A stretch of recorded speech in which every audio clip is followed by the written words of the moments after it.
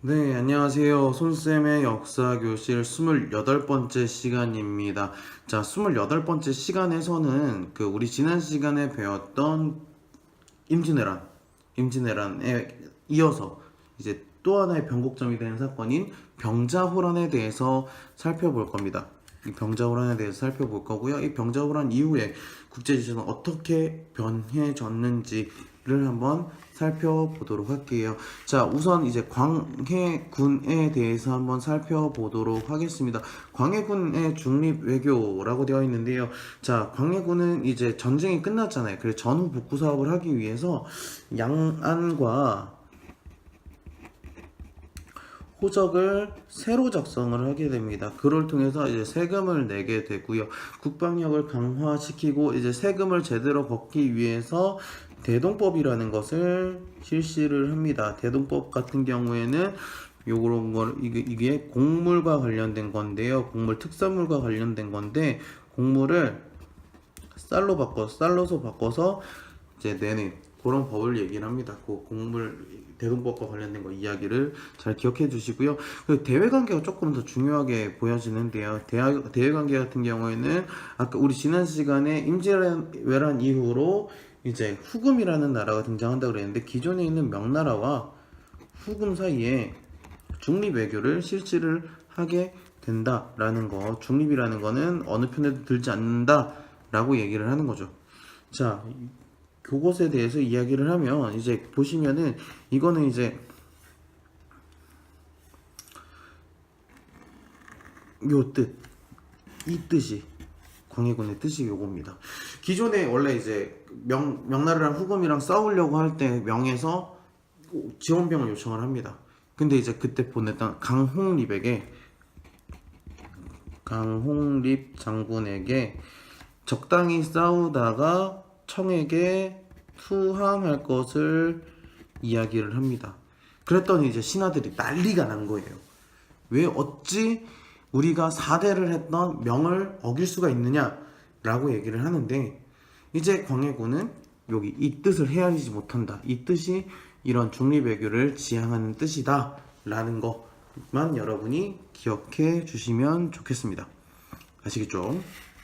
자, 그러면서 이제 호란이 발발하게 됩니다. 이제 광해군이 중립 외교를 하고 있으니까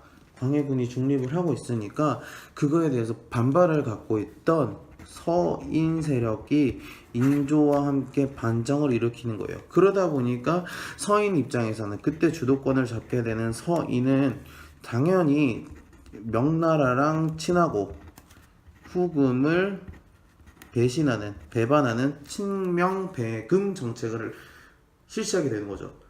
그러니까 이제 후금 입장에서는 배신 때렸다. 우리와 친하게 지내지 않는다. 라고 하니까 이제 호란을 일으키게 되는 거죠. 처음에 정묘년에 한 번 옵니다. 그래서 정묘 호란이 발생해요. 그러면서 이제 정묘 호란이 와서 쑥대밭을 만들고 나니까 화의를 성립을 해서 기존에는 형제 관계를 맺습니다.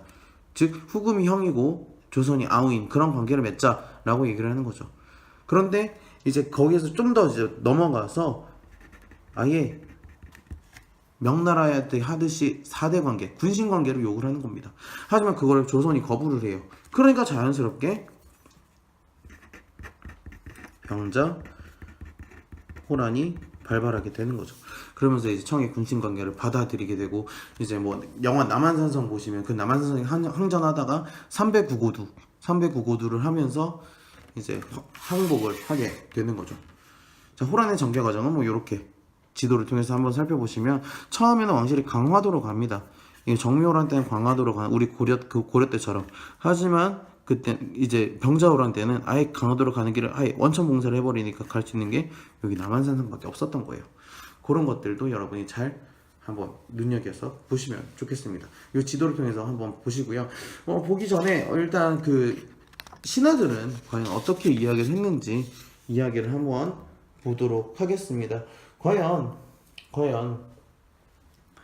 신하들은 이 병자호란을 어떻게 봤는지 두 가지 이 주장이 나옵니다. 첫 번째는 화친을 맺어 국가를 보전하는 것보다 차라리 의를 지켜 망하는 것이 옳다고 하였으나 이것은 신하가 절개를 지키는 때 쓰는 말입니다.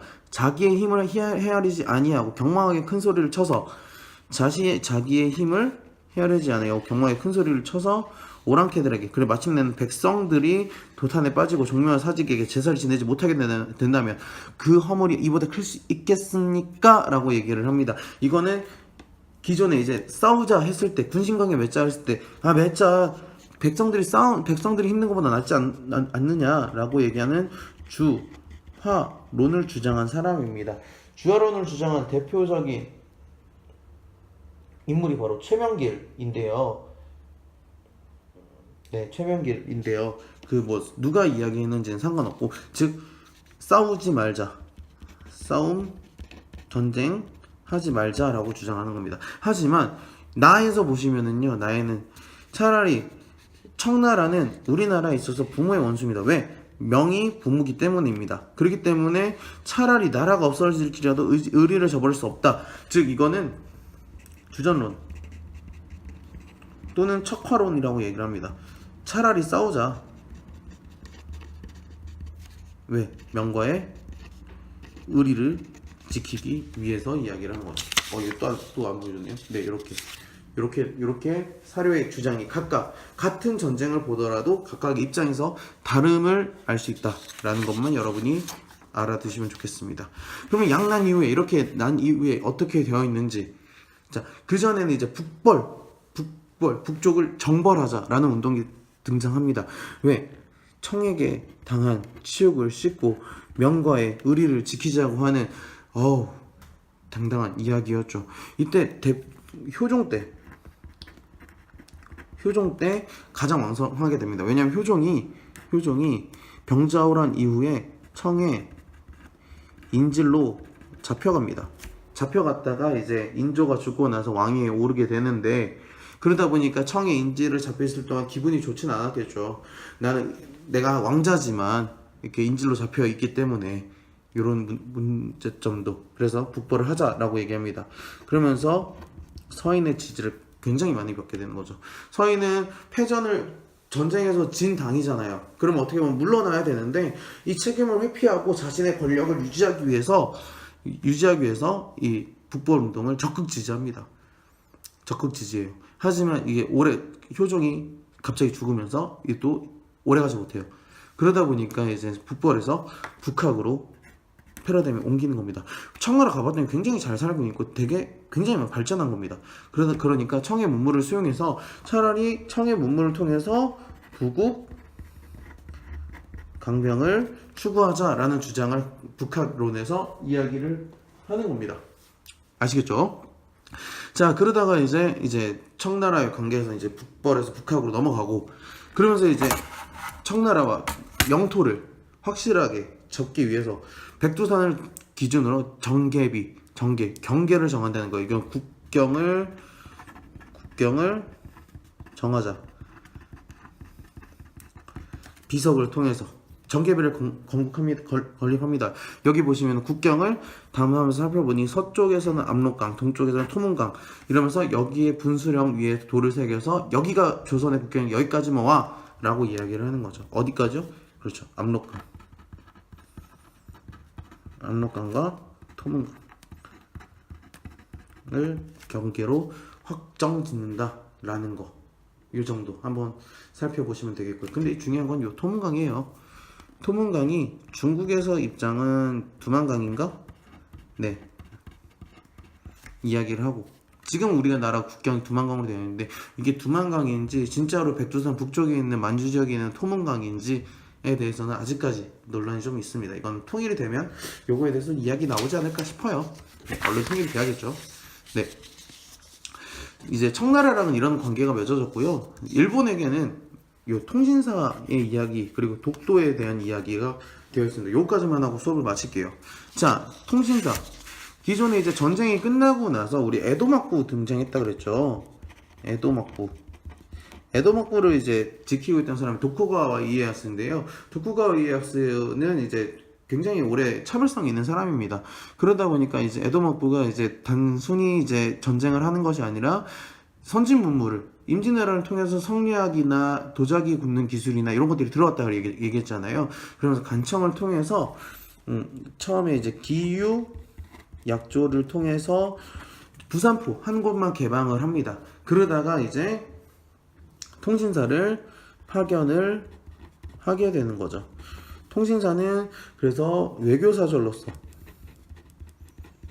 사절로서의 역할, 그리고 선진 문물을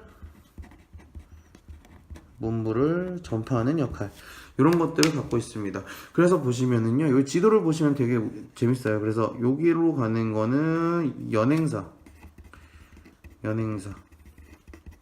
연행사에서 받아온 물건을 가지고, 문물을 가지고 이렇게 해서 통신사로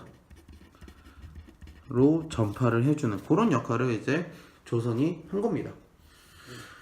어떻게 보면은 뭐 한류 열풍 지금 얘기를 하는데요.